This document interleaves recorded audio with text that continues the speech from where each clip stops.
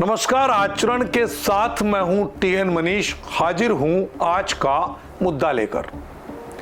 शिक्षा सत्र के मुहाने पर खड़े देश में आज हम बात करेंगे भारत की बुनियादी शिक्षा के उस संकट की जो आजादी के अमृतकाल में हमारा भविष्य तय कर रहा है। देश भर में सरकारी स्कूल तेजी से बंद हो रहे हैं। उत्तर प्रदेश, मध्य प्रदेश जैसे बड़े राज्यों में हजारों स्कूलों पर ताला लग चुका है। सवाल यह है, क्या ये नई शिक्षा नीति का हिस्सा है या फिर शिक्षा के निजीकरण की साजिश? आंकड़ों, तथ्यों और गहन विश्लेषण के साथ आइए खोलते हैं इस मुद्दे का सच परत दर परत। शुरू करते हैं आज का मुद्दा। भारत में सरकारी स्कूलों की संख्या कितनी है और कितने बंद हो चुके हैं?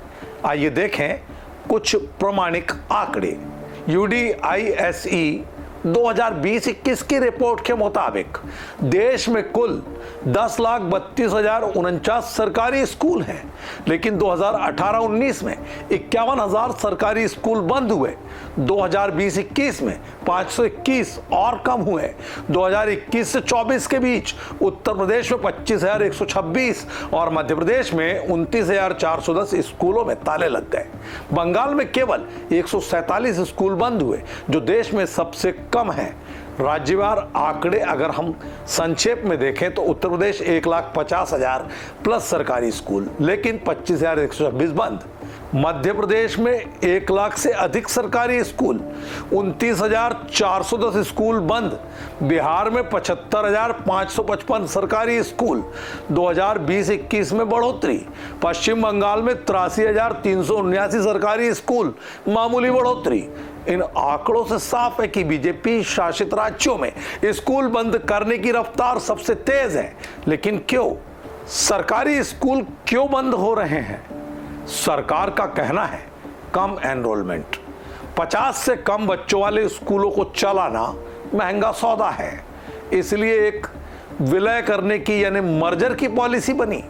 2016 में सरकारी सचिवों और 2017 में नीति आयोग ने कम एनरोलमेंट वाले स्कूलों को पास के स्कूलों में मर्ज करने की सिफारिश की। नई शिक्षा नीति 2020 NEP के तहत स्कूलों को क्लोजर या मर्जर का रास्ता दिखाया गया, लेकिन क्या ये इतना सरल है? यूपी में 27,000 स्कूल बंद होने की खबर से 13.5 लाख बच्चे प्रभावित हो सकते हैं। MP में 90,000 स्कूल बंद होने से 2 करोड़ बच्चों के ड्रॉप आउट का खतरा। ग्रामीण इलाकों में स्कूल बंद होने से बच्चे दूर दराज के स्कूलों तक नहीं पहुंच पाते, खासकर बालिकाएं। सवाल उठता है, क्या सरकार शिक्षा को सुलभ बनाने के बजाय इसे और जटिल यानी मुश्किल बना रही है? जब सरकारी स्कूल बंद हो रहे हैं, निजी स्कूल तेजी से बढ़ रहे हैं।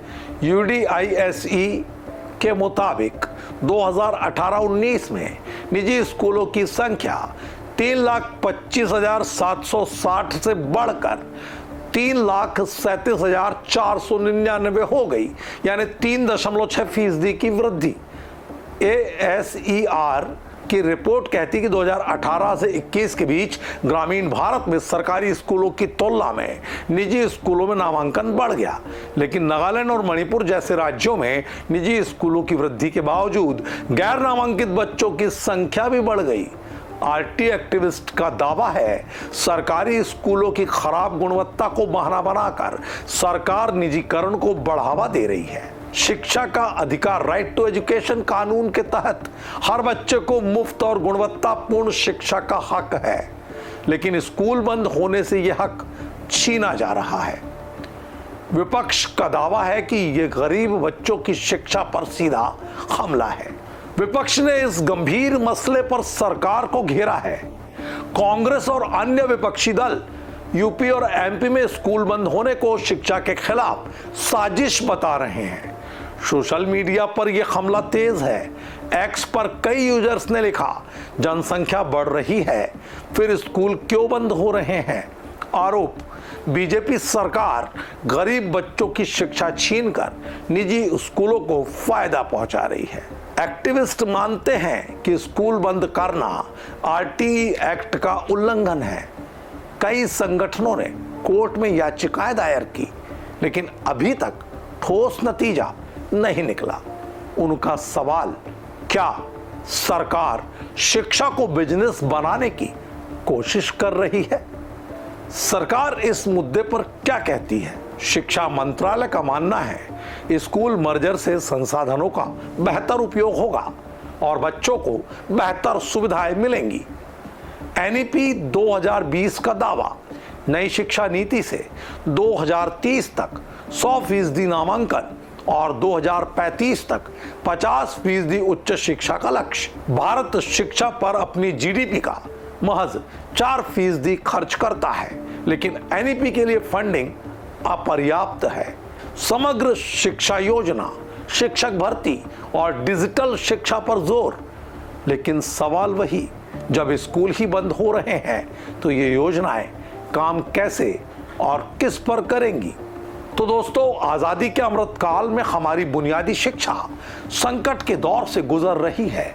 90,000 स्कूल बंद होने से करोड़ों बच्चों का भविष्य दांव पर है। क्या ये निजीकरण की साजिश है या सरकार की मजबूरी? सवाल कई है, जवाब कम। क्या हम शिक्षा को बिजनेस बना रहे हैं? क्या राइट टू एजुकेशन एक्ट सिर्फ कागजों तक सीमित रह गया है? और सबसे बड़ा सवाल, क्या हम अपने बच्चों का भविष्य बेच रहे हैं? आपके विचार कमेंट्स बॉक्स में जरूर बताएं। इस मुद्दे को उठाने के लिए वीडियो को लाइक, शेयर और सब्सक्राइब करें, क्योंकि कहा गया है, शिक्षा बचाओ देश बचाओ। आज के मुद्दे में इतना ही। नमस्कार। देश दुनिया की सभी